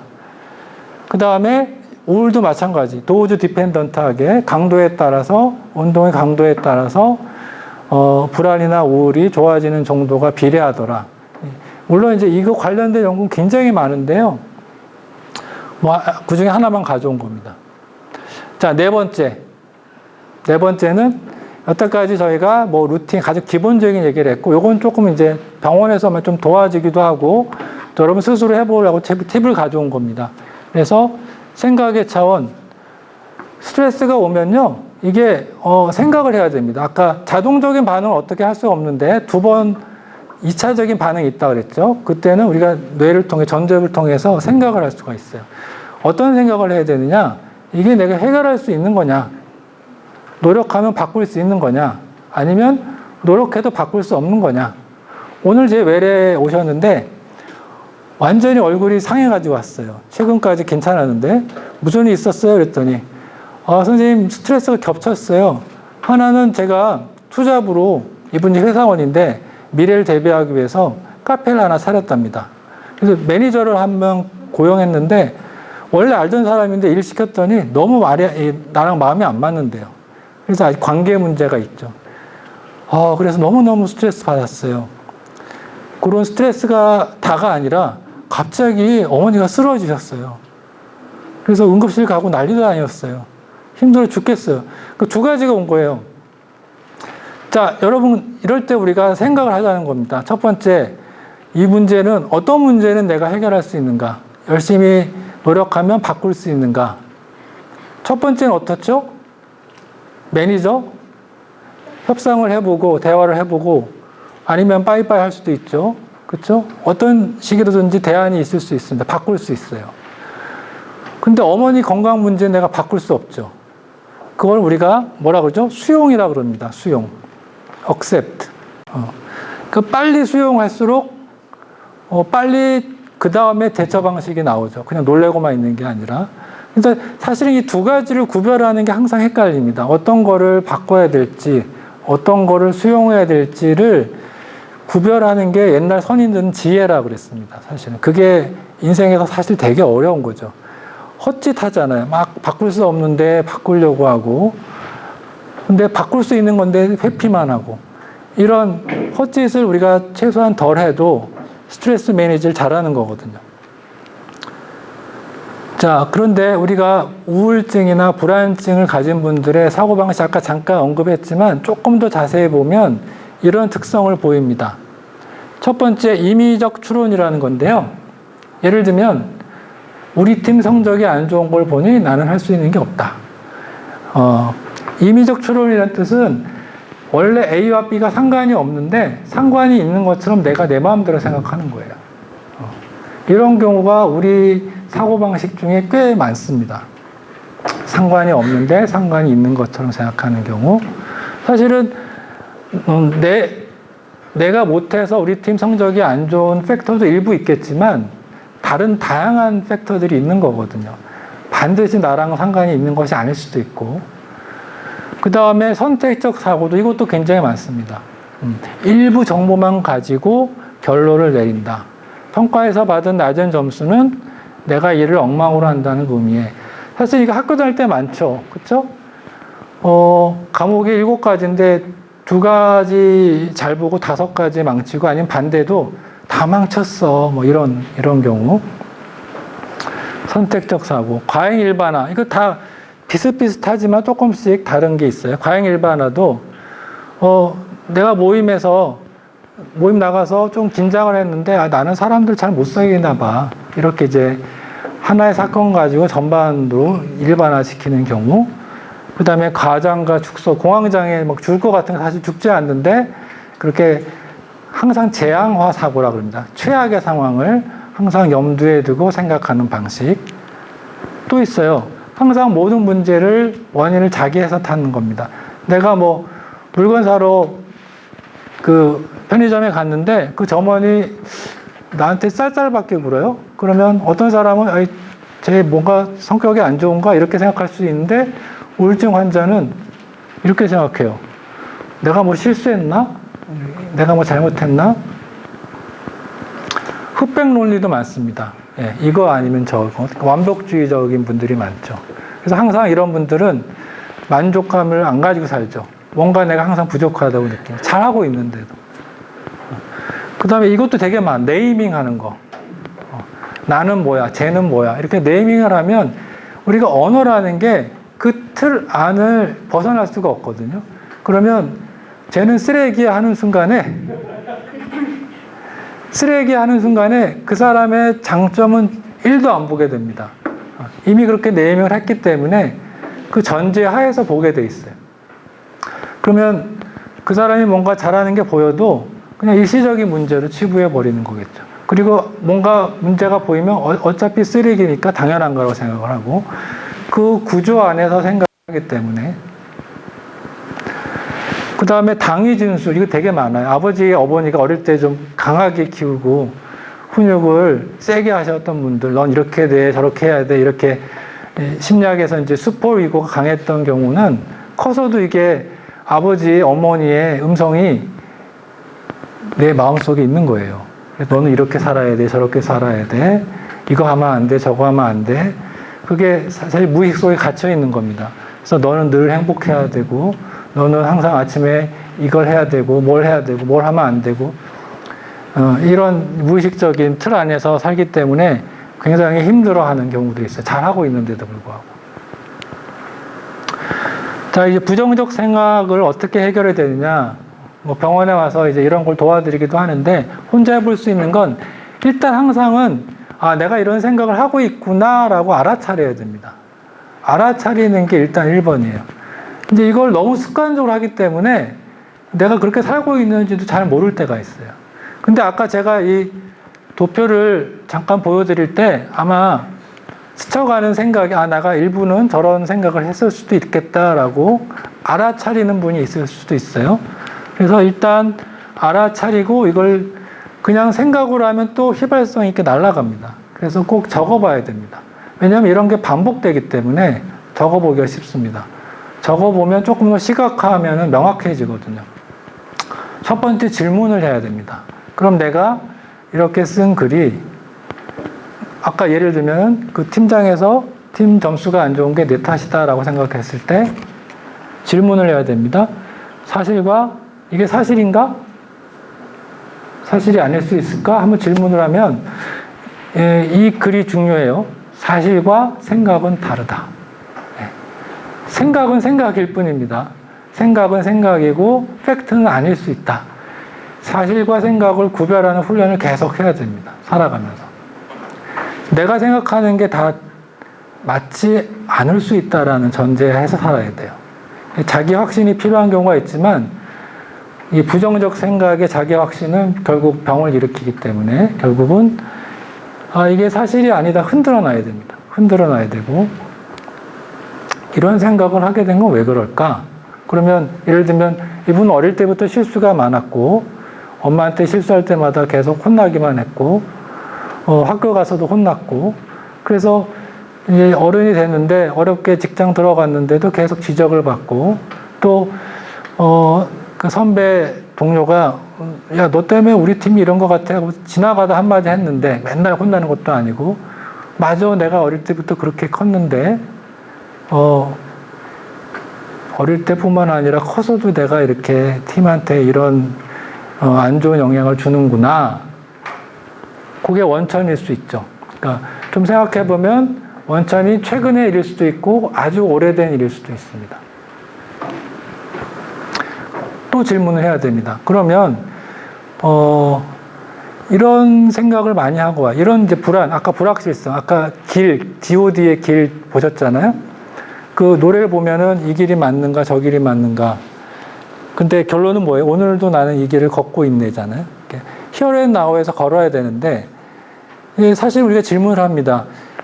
이런 분들이 많아요. 내가 취직 전에 이 직장에 들어가면 잘 적응하고 살 수 있을까요? 이직을 하면 거기에서 잘 지낼 수 있을까요? 내가 결혼 생활을 잘 할 수 있을까요? 시험에 잘 붙을 수 있을까요? 무슨 얘기죠? 미래에 대한 얘기잖아요. 불확실성에 대한 얘기죠. 답이 있어요? 없어요. 그러면 저도 몰라요. 그래요. 어떻게 알아? 이분이 이직을 해서 잘 적응할지 결혼 생활 잘할지 본인도 모르는 걸 의사가 어떻게 알겠습니까? 사실은 근데 본인도 알죠. 불안해서 하는 질문이란 거 알지만 그런 질문 자체를 반복하다 보면 불안이 더 활성화되고 오히려 더 힘들어집니다. 그거 갇혀버려요. 그래서 질문을 바꾸는 게 핵심인데 답이 있는 질문을 해야 된다. 제가 그렇게 부탁을 드리거든요. 답이 있다는 건 미래에는 우리가 답이 없어요. 모르니까. 그런데 오늘도 걷고 있다. 오늘에 대해서는 알아요. 그럼 이렇게 질문을 바꿔야 됩니다. 내가 직장 생활 잘할 수 있을까가 아니라 오늘 직장 생활 잘하기 위해서 오늘 할 수 있는 게 뭘까? 오늘 해야 되는 게 뭘까? 오늘 도움이 되는 게 뭘까? 이렇게 오늘로 기준으로 질문을 바꿔야 돼요. 그렇죠? 내 시험에 붙을 수 있을까가 아니라 시험에 붙기 위해서 내가 뭘 노력을 해왔고 오늘 할 수 있는 게 뭘까? 작은 거, 큰 거 말고 질문을 바꿔야 대답을 찾을 수 있고 대답을 찾을 수 있어야 플랜이 나오겠죠. 플랜이 나오고 플랜이 나와야 목표에 조금 접근하죠. 본인이 원하는 거. 그게 진행이 되거든요. 진행이 되다가 안 풀릴 수도 있어요. 그러면 또 오늘 내가 할 수 있는 게 뭘까? 하면서 그 다음 국면으로 넘어갈 수 있는데 계속 미래에 어떨까? 내가 지금 20대인데 30대는 어떨까? 답이 없는 질문을 하다 보면 현재를 계속 회피하게 됩니다. 그러니까 질문을 바꾼다는 게 굉장히 중요해요. 과거로 돌아간다? 아까 어머니가 나를 계속 힘들게 했다. 아버지가 힘들게 했다. 과거 어떻게 하겠어요? 우리는 그냥 아 그랬구나라고 그냥 이해하는 정도지 그걸 바꿀 수 없는데 거기에 대한 분노감이 있는 건 또 따로 해결을 해야 되겠지만 항상 질문은 과거나 미래가 아니라 현재에서 찾아야 된다. 그리고 마지막으로는 그럼 다른 방식으로 생각할 수 있는 게 없을까라고 최종적으로 이런 여러 가지 다양한 노력들이나 질문들을 통해서 최종적으로는 다른 방식의 생각을 할 수 있도록 찾아가는 겁니다. 예를 들면은 아까 예를 들었지만 오늘 할 수 있는 건 뭔가 이것도 이제 하나의 대안적인 생각이겠고 그 아까 팀의 남아 문제야라는 그런 경우에는 어떻게 하면 되죠? 그러면은 실제로 그 팀원들하고 대화를 해본다든지 조금 더 객관적인 상황들을 물어볼 수도 있죠. 우리 팀이 안 좋은 이유를 뭐라고 생각하는지. 그러면 내가 차지하는 부분도 있을 수 있지만 다른 팩터들을 들을 수 있죠. 그런 노력들을 현실적으로 해 나가는 게 실제 대안을 찾는 데 도움이 되죠. 자, 이것도 굉장히 의미가 있어요. 자기 탓하고 굉장히 자기를 비판적으로 평가하는 분들이 너무 많아. 난 이것도 못하고 저것도 못하고. 시험에 떨어졌어요. 연애에 실패했어. 뭐가 잘 안 풀려. 난 이것도 못하고 저것도 못하고. 그런데 이런 분들이 특징이 굉장히 자기를 비난을 합니다. 나는 항상 이렇고 맨날 실패하고 이거밖에 안 되고. 그래서 맨날 그거를 명상을 해요. 그 안 좋은 생각을 계속 명상을 하면 계속 기분 우울해지겠죠. 이때 팁을 이렇게 드립니다. 만약에 당신하고 가장 친한 친구가 비슷한 상황에서 처해져 있을 때 당신은 그 친구한테 뭐라고 얘기할 것 같아요? 너 이것도밖에 못하니? 넌 평생 이렇게 살래? 이렇게 얘기할 것 같아요? 아니면 너 그래도 수고했어. 그동안 애썼잖아. 너 힘들게 했잖아. 다시 한번 해보자. 이렇게 얘기할 것 같아요? 그러면 더 후자처럼 얘기할 것 같아요. 얘기하잖아요. 그쵸? 근데 유일하게 자기한테만 혹독한 분들이 있어요. 그런 분들이 우울증에 잘 빠지고 불안증에 잘 빠지고 사실은 착한 사람들이에요. 반대로 엔티소셜 들어봤죠? 이런 분들은 자기 안에서 전혀 원인을 찾지 않습니다. 다 남 탓하고 성격장애 있는 분들은 원인을 밖에서 찾는 게 또 문제이긴 하지만 이 균형이 필요한 거죠. 우리가 원하는 건. 그런데 이런 분들은 항상 자기 비난 이게 사실 아까 어릴 때부터 들어왔던 목소리일 수도 있고요. 그 목소리에 자꾸 평생 기울여 왔기 때문에 이제부터는 자기한테 제일 친절해 줘야 된다. 자기한테 자기가 제일 친절한 사람이 돼야 된다. 서포터스가 돼야 된다. 우리 운동하는데 진짜 죽어라 운동하잖아요. 자기 팀을 위해서 서포터즈. 사실은 자기 스스로가 자기한테 어떠한 일이 있어도 서포터즈가 돼야 된다. 근데 감정은요, 생각으로 잘 안 바뀝니다. 네, 사실은.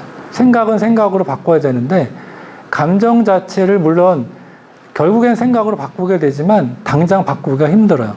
이건 이제 수용하는 게 필요합니다. 그래서, 내가 이거 알아차린 거 똑같습니다. 일단 내가 어떤 감정이구나, 우울하구나, 너무나 내가 비굴한 느낌이구나, 절망적이구나, 여러 가지 감정, 그 다음에 내가 느끼는 감정이 무엇인가, 그리고 이해를 해야죠. 내가 이런 것 때문에 내가 남자친구랑 헤어져가지고 지금 뭔가 버림받은 느낌이 있구나, 낙오자 같구나, 난 연애도 못하는 사람 같구나, 이런 느낌, 이런 감정을 느끼는 거 이제 원인을 조금만 생각해보면 알잖아요. 그 다음에 이것을 이제 상대방이나 그걸 느끼게 했던 상대방 아니면 나 자신한테 이제 익스프레션을 해줘야 되는 게 필요합니다. 이게 항상 상대방한테 얘기해 줄 수 없는 상황이 아주 많기 때문에 글로 쓴다든지 자기하고 대화를 하는 그런 방식으로 감정을 쓰다듬어주고 톡톡 다독여주고 억셉트하는 과정이 필요합니다. 그래서 좀 안정이 돼야 그 다음에 생각으로 갈 수가 있거든요. 감정을 처음부터 생각으로 바꾸려고 그러면 잘 안 됩니다. 그래서 감정은 감정으로 다룬다. 똑같습니다. 만약에 어린아이가 울고 있다. 그러면 여러분들이 엄마라면, 아버지라면 막 야단치면 너 왜 우냐? 그러지 않잖아요. 그렇죠? 우선 다독여주고 왜 우니? 물어보고 너가 지금 슬프구나, 힘들구나. 우선 다독여주고 알아채주고 이해해주고 너가 친구랑 싸워서 지금 화가 났구나, 우울하구나. 그 다음에 어떻게 해요? 표현하게 하죠. 그래서 나 지금 뭐 누구랑 싸워서 슬퍼. 그러면서 감정이 이제 갇혀있지 않고 표현되는 거거든요. 그러면서 그 아이는 그 다음에 또 일을 할 수가 있게 되고, 이런 과정이 사실은 똑같은데 이제 어른이 되면 더 못해요. 스스로 하는 이제 연습이 좀 필요합니다. 감정은 되게 많아요. 이게 굉장히 분화가 됐는데 훈련이 안 되면 몇 개의 단어만 쓸 수가 있습니다. 그리고 이 생각에는요, 아까 자동적 사고, 여러 가지 자동적인 그 부정적인 생각이 있는데, 이게 반복적으로 난다는 얘기는 생각은 2층이에요. 더 깊은 생각이 뿌리가 있습니다. 그래서 반복적으로 선생님 제가 훈련했는데 잘 안 돼요. 그러면 이게 굉장히 뿌리 깊은 거예요. 아주 어릴 때부터. 이게 어릴 때 트라우마가 있을 수도 있고요. 자기 자신의 능력에 대해서 나는 항상 능력이 없고 어리석고 내가 할 수 있는 건 아무것도 없고 나는 항상 실패자고 앞으로 도전해도 되는 게 없고 또 나는 항상 모자란 사람이고 어울리는 사람이 아니고 나는 항상 불안정하고 이런 생각이 무의식에 갇혀 있어요. 사실 의식적으로 항상 하는 게 아니라 그냥 전제되어 있는 겁니다. 그냥 기본이 되어 있는 거예요.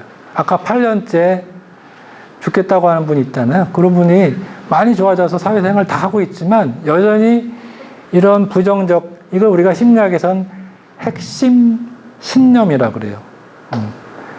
코어 빌리프라고, 우리 근육도 코어 근육 있잖아. 이게 코어 빌리프라고 영어로는 하는데 이게 코어가 돼 있기 때문에 자꾸 부정적인 생각을 생산해냅니다. 조금만 스트레스를 받아도. 이걸 바꾸는 건 시간이 꽤 걸려요. 그래서 상담 치료를 길게 하거나 심리 치료를 길게 합니다. 자, 그런데 우리가 어릴 때 트라우마가 있을 수도 있고요. 여러 가지 스트레스 상황이 있을 수 있는데 사실은 좀 돌아가야 됩니다. 그게 지혜로운 것 같아요. 그거를 깨부술 수 없다면 좀 돌아가야 되는데 나에게 없는 것으로 힘들어하지 말고 있는 것을 활용하자. 이제 벽이 있는 거예요. 사실은 살다 보면 벽이 있으면 어떤 분들은 막 넘어가려고 그러고 또 이걸 막 깨려고 그러는데 그게 가능하면 그렇게 해야죠. 근데 그게 너무 견고해서 안 되는 경우는 좀 돌아가야 되는데 그게 지혜롭습니다. 이렇게 돌아간다는 의미는 이런 거랑 비슷해요. 이렇게 배죠. 무슨 배죠? 근데 돛담배입니다. 근데 뭐가 뚫려 있어요? 구멍이 뚫려 있어요. 이게 누구나 가지고 있는 상처일 수도 있고 아픔일 수도 있고 단점일 수도 있고 약점일 수도 있고 요걸 막아야 가라앉지가 않죠. 그래서 최소한으로 이건 해야 됩니다. 그래서 이거 병원에서는 이제 이런 거를 최소한으로 막아주는 하는 역할을 하겠죠. 그런데 그게 사실은 이 배의 원래 목적은 아니죠. 이 배의 원래 목적은 가라앉지 않는 게 아니라 항해를 하는 거예요. 항해를 하는 거는 뭐 가지고 하죠? 요 돛으로 하는 겁니다. 요거. 그래서 우리는 약점이 있고 상처가 있으면 과거에 내가 어땠다, 아버지가 어땠다, 어머니가 어땠다. 여기에 너무 과도한 집착을 하면 돌아가지 못해요. 계속 벽에 막혀 있어서 한 발자국도 갈 수가 없습니다. 그럼 여기에 갇혀 있는 거예요. 요거 막느라고 평생 헤매는 겁니다. 어느 정도 막아야 됩니다. 가라앉지 않기 위해서. 하지만 조금 더 우리가 다른 시각도 필요하다는 거예요. 항해를 하기 위해서, 인생을 살아가기 위해서 그래도 내가 가지고 있는 게 있거든요. 내가 가지고 있는 상처만 있는 게 아니라 내가 가지고 있는, 현재 가지고 있는 내 친구도 있고 가족도 있고 건강도 있고 직장도 있고 많지는 않지만 하루하루 살 수 있는 돈도 있고 꿈도 있고 내가 가지고 있는 것들을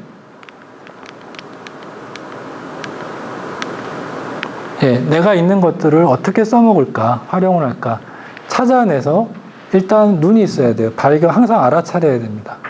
알아차리고 활용을 하는 그런 노력을 해야 되는데 시간상 자세하게 얘기를 할 수는 없지만 어쨌든 이런 노력이 좀 필요하다. 그러니까 우울, 불안, 아까 계속 얘기했던 정상적인 감정이라고 말씀드렸습니다. 지나치면 병이 되지만 우울, 불안은 자체가 아픈 겁니다. 사실 굉장히 괴로운 거죠. 그런데 한편으로는 우리가 그냥 살면 그냥 살아요. 근데 우울할 때 생각합니다. 내 삶이 제대로 가고 있나? 내 길이 맞는 길인가? 불안할 때 내 미래가 어떨까? 고민하게 되죠. 사실은 우울과 불안은 내가 원하는 게 뭔지, 내가 정말 뭘 소중하게 여기는지를 생각하게 만드는 시그널이에요. 근데 그거를 그냥 무조건 덮으려고 하지 말고, 물론 너무 고통스러울 땐 구멍을 막아야 되지만, 그 다음에서 하는 일은, 그 다음에 내가 나한테 중요한 게 뭐고, 내가 그러면 앞으로 어떻게 하라는 건가, 라는 고민을 하는 게 사실 그 다음에 훨씬 더 중요합니다. 자, 5번째, 쭉 얘기했었죠. 마지막으로는 혼자 이렇게 하는 게 아니라 연결되는 거 굉장히 중요합니다. 사진을 보시면 저기 제가 앉아 있는 겁니다. 혼자 저는 학원에 가면 혼자 바이올린 할 줄 알았는데, 거기서는 다 이름을 불러요. 사묵님 오세요 해서 가봤더니, 내일부터 여러 사람이랑 하는 앙상블에 한번 오실래요? 이게 뭔데요? 그랬더니 뭐 여기서 첼로도 있고 비올라도 있고 클라리넷도 있고 피아노도 있는데 같이 하는 거예요. 같이 하면 좋아요. 그래서 뭐뭐로 갔더니 진짜 좋은 거예요. 혼자 할 때도 좋은데 다른 사람하고 같이 어울리면서 하니까 2배가 되더라고요. 좋은 게. 그래서 여러분들 기회가 되면 운동도 혼자 하는 것도 좋지만 같이 뛰고 연결된다는 게, 결국 우리가 고독에 빠져서 자기를 성찰하는 게 중요하지만 그게 혼자만 성찰하는 게 아니라 뭔가 링크가 되고 연결돼야만 그게 지속 가능하고 한쪽으로 흐르지 않거든요. 그래서 꼭 연결이 돼야 된다. 결국 우리가 미국에서, 아니 전 세계에서 행복에 대한 연구를 되게 많이 하는데 제일 많이 나오는 게 이겁니다. 연결되어 있는 사람이 행복하다. 이거는 상수입니다. 상수. 자, 나머지 한 5분 정도는 병원에 오면은 저희가 이렇게 면담을 합니다. 제가 치과 가면은 겁을 내는데, 또 오늘 이제 아프게 하실 거 뻔하니까. 그런데 정신과에도 겁을 내고 오시는 분들이 좀 있어요. 편견이 좀 있어서. 사실은 되게 편한 곳입니다. 그래서 면담을 하고 또 어떤 문제가 있구나라는 걸 알아차린 다음에 평가 과정에 들고, 평가는 심각성이나 원인을 평가하는 거고, 그 다음에 치료 세팅이 들어가죠. 예를 들면 이제 설문지를 줘서, 설문지가 이제 인터넷에 돌아다니는 게 아니라 좀 전문적으로 하는 설문지를 쓰게 되죠. 이분은 폭식증으로 왔던 분인데, 폭식증에는 우울이 깔려 있기도 하고, 불안증이 깔려 있기도 하고, ADHD가 깔려 있기도 하고, 자존감이 떨어져 있고, 그래서 이분이 이제 ADHD가 있는 분이에요. 집중력 테스트 했더니 집중력이 많이 떨어져 있고, 전두엽 기능, 아까 봤던 게 떨어져 있는 분이에요. 그러면 이제 전두엽 기능을 강화시켜주는 약 같은 걸 쓰면 실제로 충동 조절이 잘 되니까 식욕 조절도 잘 되고 절제력이 올라가면서 많이 해결되는 그런 부분들이 있습니다. 그리고 성격 검사 같은 걸 합니다. 타고난 성격을 기질이라고 하는데, 이분 같으면, 이게 오늘 오신 분 같은데 제가 그냥 복사해가지고 왔는데, 자극 추구 기질이 만빵이죠. 이분이 도박 중독으로 왔던 분인데 새로운 거 되게 좋아하고 남 시키는 거 안 좋아하고 자기가 원하는 것만 하고 굉장히 충동적이고, 딱 봐도 기질이 어릴 때부터 정해져 있어요. 그 다음에 동시에 위험 회피, 불안 성향도 굉장히 높아요. 그래서 불안을 견디지 못해서 빨리 충동적인 행동으로 또 불안을 없애려고 하기 때문에 이게 악순환이 됩니다. 우리 게임하는 친구들도 이런 친구들이 가끔 있어요. 불안 수치도 높고 충동성도 같이 높고, 그러면 이제 계속 돌아가는 악순환이 되는 거죠. 반면에 인내력은 굉장히 부족하고, 인내력의 항목은 목표의식이나 이게 다 포함되는 겁니다. 내가 삶에 대한 목표의식, 욕구가 별로 없고, 근면성도 떨어지고 이런 경우고, 그 다음에 여기서 성격은, 요거는 생물학적인 성격이고, 요거는 환경적인 성격이에요. 그래서 원래 모습이고 이건 현재 모습. 현재는 자신감을 많이 떨어져 있는 자율성이라는 건 내가 뭘 잘할 수 있어. 그래서 자기 효능감이라 그러는 게 떨어져 있는 그런 상태. 이런 걸 이제 평가를 합니다. 그 다음에 뇌 기능을 평가하는 뇌파 검사 같은 걸 해서 이분은 충동적이고 또 불안이 같이 있는 이제 그런 걸 이렇게 뇌 기능적으로 객관적으로 좀 볼 수 있는 지표들도 좀 있습니다. 그 다음에 이제 치료적으로는 약물 치료를 하죠. 굉장히 요즘엔 좋은 약들이 많아서요. 정신과 의사가 결국은 이제 약이 없었으면 어떻게 살았을까? 옛날에 이제 상담하러 프로이드 시대들은 이제 정신분석 이런 거 했지만 약이 나오면서부터는 약물 치료가 굉장히 도움이 많이 되고요. 항우울제, 항불안제, 항방제, 그 다음에 비약물 치료, 다양한 상담 기법들이 있습니다. 그래서 이걸 자세하게 얘기는 하진 않겠지만 인지행동 치료는 생각을 바꾸는 걸 도와주고 아까 몇 가지 말씀드렸죠. 그 생각이 행동에 연결되도록 도와주는 거고 변증법도 행동치료도 비슷한 거고요. 그 다음에 전통적인 심층 분석 같은 걸 하는 경우가 있습니다. 요거 얘기를 하고 이제 마칠 텐데 이런 문제들이 굉장히 많은데도 불구하고 실제로 정신과를 찾는 경우는 한 10% 정도입니다. 문제 있는 사람이 100이면 그 중에 10%만 정신과를 찾는다. 문턱이 많이 낮아졌음에도 불구하고 현실적인 문제, 여러 가지 법적인 문제도 있고 보험 문제도 있고 이런 게 있어서 또 사회적 인식 때문에 그렇겠지만 많이 개선이 돼야 되는 게 다른 나라 보면 미국은 40, 캐나다 40, 호주도 한 30 되잖아요. 우리는 터무니없이 아직 부족해요. 실제로. 이용률이. 이건 이제 중증 조현병 같은 경우는 법적인 문제가 있고요. 강제 입원이 이제는 법적으로 금지되면서 여러분 여러 가지 뉴스 나오는 거 많이 보셨잖아요. 그런 사회적 법적인 이슈도 있지만 제가 강조하는 건 그거보다는 이런 치료에 대한 편견 때문에 아직도 있습니다. 그래서 한 번 먹으면 중독된다. 이건 너무 많아요. 중독이 되는 게 아니고 그러면은 제가 이렇게 질문합니다. 당뇨병 약 평생 먹으면 중독인가요? 그렇게 질문하죠. 고혈압 약을 평생 먹으면 중독입니까? 편견이죠, 완전히. 중독이라고 질문 안 하잖아요, 아예. 당연한 거죠. 병 자체가 오래 가니까 오래 치료하는 거고. 우울증도 오래 가면 오래 치료하지만 한 6개월 만에 좋아져서 약 끊는 사람들이 되게 많습니다. 반 이상은 그래요. 그러니까 이거는 완전히 100% 편견이고 또 치매에 걸린다 그래요. 그럼 우울증이 안 나면 치매에 걸리는 건데 거꾸로 알고 계신 분들이 너무 많고 거의 마지막이죠. 그래서 여러분 주변에 이런 문제가 있는 분들을 어떻게 도울 수 있느냐? 이거는 분명히 치료하면 좋아지는 병이다. 그리고 또 왜 이러냐? 너 이 의지로 이겨낼 수 있다. 이제 보통 어머니들이, 아버지들이 네가 지금 배가 불러서 그래. 이런 얘기를 하거든요. 네가 인생의 쓴맛을 아직 몰라서 그래. 아버지 때는 어땠는데 이러면서 이제 훈계조로 나가면 여러분 어떻죠? 마음이 딱 듣기 싫죠. 아까 얘기했던 꼰대죠, 완전히. 근데 이게 쉽지가 않아요. 공감 잘 들어주는 게 쉽지가 않고요. 왜냐하면 똑같은 얘기를 계속 하니까 공감해줘야지 하는데 이게 쉽지가 않습니다, 사실. 근데 어쨌든 이해 공감이 필요하고 제일 중요한 것 중에 하나가 섣부른 충고를 하지 않는 게 중요합니다. 이럴 땐 이게 좋아, 저게 좋아. 이게 아무리 선의를 가지고 있어도 예를 들면 우울할 때는 운동해야 돼. 너 운동도 좀 못하고 뭐니? 나랑 운동하자. 다 좋은 얘기인데 너무 우울할 때는 힘을 못 내요. 그리고 야, 옆집 애들은 우울하지 않고 힘든데 잘 사는데 뭐 이렇게 충고한답시고 비교하면서 제일 듣기 싫은 얘기죠. 2번 죽이는 얘기죠.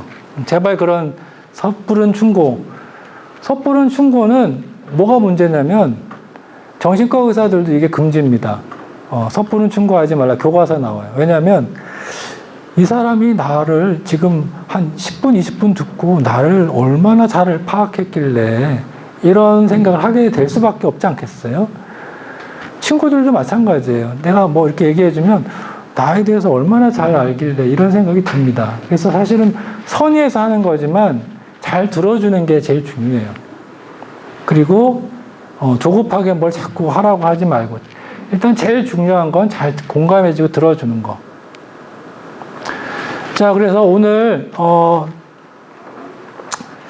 그 스트레스에 대한 얘기를 했고요. 스트레스는 항상 우리 곁에 있는 거다. 근데 스트레스는 좋은 것도 있다. 나쁜 것도 있지만, 그래서 좋은 스트레스 우리가 잘 활용해서 우리의 퍼포먼스를 올리는 데 활용을 해야 되겠지만, 나쁜 스트레스는 한 번 더 구별하는 질문을 해야 된다. 그렇죠? 이걸 내가 바꿀 수 있는 건가? 바꿀 수 없는 건가?